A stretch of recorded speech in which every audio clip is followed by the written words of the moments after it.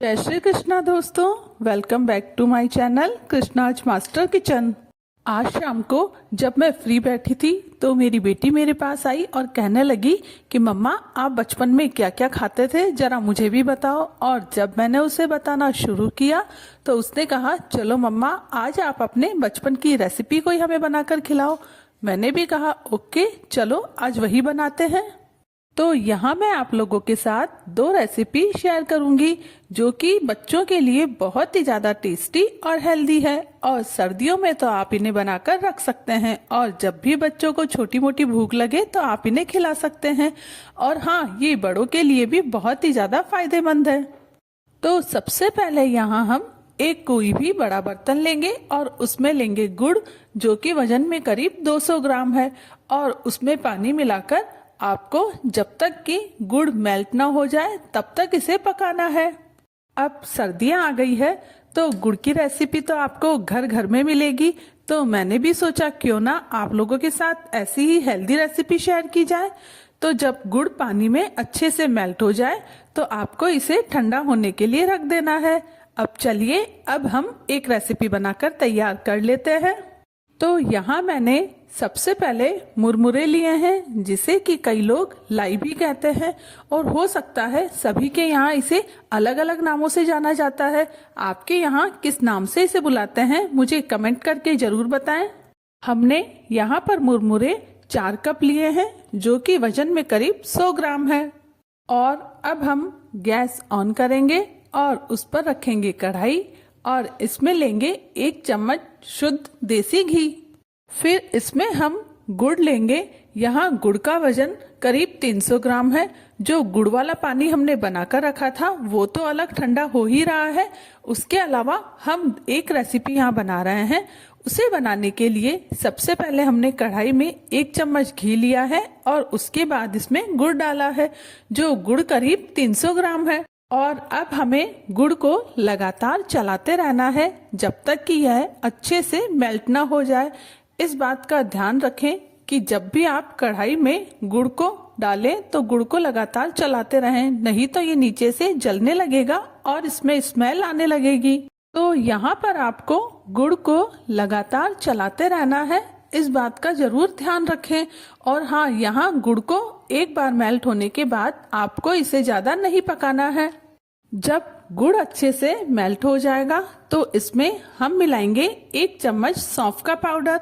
अब तो हो सकता है शायद आप समझ ही गए होंगे कि आज हम क्या बना रहे हैं, लेकिन कोई बात नहीं, आज हम एक ऐसी रेसिपी बना रहे हैं जो कि हम सब ने बचपन में बहुत ही ज्यादा खाई होगी। अब हम गुड़ में मुरमुरे मिलाएंगे जिन्हें कि आपको अच्छे से छान लेना है और हल्का सा रोस्ट कर लेना है जिससे कि इसमें कोई भी अगर नमी हो तो वो नमी निकल जाए। और उसके बाद आपको इसे गुड़ में मिलाना है। और हाँ, ये काम अब आपको जल्दी जल्दी करना है, नहीं तो ये कढ़ाई में ही जमने लगेगा। अब चलिए अब इसके लड्डू बनाकर तैयार कर लेते हैं। जब भी आप इसके लड्डू बनाएं तो हाथों पर एक बार पहले अच्छे से ठंडा पानी लगा लें, क्योंकि ये बहुत ही ज्यादा गर्म होते हैं और हमारे हाथ जलने लगेंगे। तो जब भी आप इसके लड्डू बनाने लगे तो हाथों पर ठंडा पानी लगाएं और फिर जल्दी जल्दी इसके लड्डू बना लें, नहीं तो यह कढ़ाई में ही जमने लग जाएगा। अब तो आप जान ही गए होंगे कि मैं यहाँ मुरमुरे के लड्डू की रेसिपी आप लोगों के साथ शेयर कर रही हूँ, जो कि हम सब ने तो बचपन में बहुत ही ज्यादा खाए हैं। मुझे अच्छे से तो याद नहीं, लेकिन जब हम छोटे थे तो ये 25 पैसे का आता था या इससे भी कम, अब इतना याद नहीं है, लेकिन हाँ बचपन में ये हमने बहुत खाए हैं। क्या आपने भी खाए हैं? मैंने सोचा कि जब आज बच्चे डिमांड कर रहे हैं कि मम्मा कोई ऐसी रेसिपी बनाओ जो कि आपने बचपन में खाई है, तो मुझे फटाफट से ये याद आ गए और मैं बनाने लग गई। इसी बहाने बस अपनी बचपन की यादों को भी ताजा कर लिया। जब आपके बच्चों को भी छोटी मोटी भूख लगे तो आप अपने घर में इसे बनाकर रख सकते हैं, क्योंकि ये झटपट भी बन जाते हैं और हेल्दी भी है। और सर्दियां आने वाली है तो गुड़ तो हमें काम में लेना ही है। अब चलिए एक रेसिपी तो बनकर तैयार हो ही गई है, अब हम दूसरी रेसिपी भी बना लेते हैं जो कि बहुत ही ज्यादा टेस्टी और हेल्दी है। और इसे अगर आप एक बार बनाकर रख देंगे तो महीनों भर खा सकते हैं। तो चलिए इसे बनाना शुरू करते हैं। तो तो इसे बनाने के लिए सबसे पहले हम कोई भी एक बड़ा बर्तन ले लेंगे और उस पर रखेंगे चलनी और फिर उसमें लेंगे बाजरे का आटा। यहाँ मैंने करीब 700 ग्राम बाजरे का आटा लिया है, क्योंकि मेरे पास 1 केजी आटा रखा था, उसमें से मैंने रोटी बना ली तो ये वाला बच गया और मैंने सोचा कि चलो आज बच्चों के लिए इससे कुछ बनाकर रख देती हूँ, तो साथ ही साथ ये रेसिपी आप लोगों के साथ भी शेयर करती हूँ। तो बाजरे के आटे में अब हमने मिलाए हैं 2 चम्मच तिल और 1 चम्मच घी। जब मैंने इसमें घी मिलाया तो वीडियो रिकॉर्ड हो नहीं पाया, तो आप ये बिल्कुल भी ना सोचें कि मैंने यहाँ इसमें घी नहीं मिलाया है। तो आप 1 चम्मच घी जरूर मिलाएं और 2 चम्मच तिल। और उसके बाद जो हमने सबसे पहले गुड़ वाला पानी बनाया था, अगर आपको याद नहीं है तो आप इस वीडियो को शुरू से देखें। सबसे पहले हमने ये गुड़ वाला पानी बना के रखा था ठंडा होने के लिए, और जब ये अच्छे से ठंडा हो गया तो तब तक हमने मुरमुरे के लड्डू बना लिए। और फिर इसके बाद अब हम एक बाजरे के आटे से बहुत ही टेस्टी रेसिपी बना रहे हैं। तो अब इस गुड़ वाले पानी से हमें बाजरे का आटे का डो लगाना है, और डो लगाते समय इस बात का ध्यान रखें कि आप थोड़ा थोड़ा पानी मिलाकर इसमें आटे को एक जगह इकट्ठा करते रहें, क्योंकि इसमें गेहूं के आटे की तरह हमें नहीं लगाना है।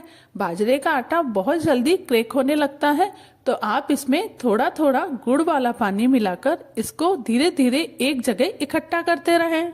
जब इसका अच्छे से डो बनकर तैयार हो जाए तो फिर हमें इसमें से थोड़ा सा आटा लेना है, और सबसे पहले हम जो लड्डू की शेप देते हैं उस तरह से करके आपको दोनों हाथों से हल्का सा इसे प्रेस करके इस तरह आपको मठरी की शेप देनी है। और साइड में जो क्रैक्स हैं इन्हें देखकर आप बिल्कुल भी ना घबराएं, क्योंकि बाजरे के आटे की मठरी ऐसी ही बनकर तैयार होती है। अगर आप चाहते हैं कि साइड में ये क्रैक्स ना रहे तो आप कुकीज कटर की हेल्प से या किसी भी एक ढक्कन की हेल्प से, कटोरी या छोटा ग्लास जो भी आपके पास अवेलेबल हो उसकी हेल्प से इसे शेप दे सकते हैं।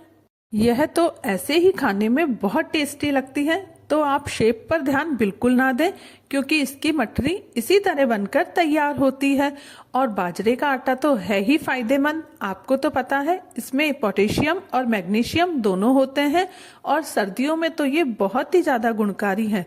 तो इसीलिए मैंने सोचा कि आज इससे ही कुछ अच्छी सी रेसिपी बनाई जाए जिसे हम स्टोर करके भी रख सकें, और जब मन चाहे बड़ों से लेकर बच्चे सभी इसको खा सकें। अब जब भी आप इसकी मठरी बनाकर फ्राई करें तो इन बातों का जरूर ध्यान रखें कि गैस की फ्लेम आपकी लो से मीडियम ही होनी चाहिए। कभी भी आप इसे हाई फ्लेम पर फ्राई ना करें, नहीं तो यह अंदर से कच्ची रहने लगेगी। और इन सभी मठरियों को एक बार तेल में डालने के बाद आप इन्हें 2 से 3 मिनट तक बिल्कुल भी चम्मच से टच ना करें। जब यह एक तरफ से अच्छे से बन जाए तो उसके बाद ही आप इन्हें चम्मच से पलटना शुरू कर दें, और फिर इन्हें चम्मच से पलटते हुए 5 से 6 मिनट के लिए अच्छे से पकाएं। इस बात का जरूर ध्यान रखें। इसी तरह से आप इन्हें धीरे धीरे पकाएंगे तो ये बहुत ही ज्यादा क्रिस्पी बनकर तैयार होगी, और खाने में तो इसका स्वाद बस पूछिए ही मत। गेहूं की मठरियां तो हमने बहुत खाई है, तो क्यों ना आज ये बाजरे की हेल्दी सी रेसिपी भी ट्राई की जाए।